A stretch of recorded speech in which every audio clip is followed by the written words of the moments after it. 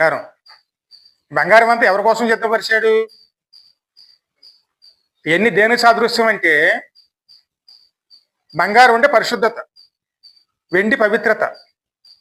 ఈ రెండిటిని కూడా మనం సమకూర్చి దేవుని కుమారుడికి ఇస్తే, దేవుడి కుమారుడు దాన్ని ఉపయోగించి మనల్ని పరిశుద్ధాత్మ ఆలయముగాను తాను నిర్మిస్తారండి.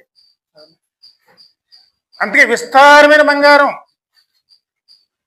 విస్తారమైన పవిత్రత, విస్తారమైన పరిశుద్ధత మనం దేవుని కుమారుడి కోసం మనం సిద్ధపరిస్తే మనల్ని దేవుడే నిర్మిస్తారు.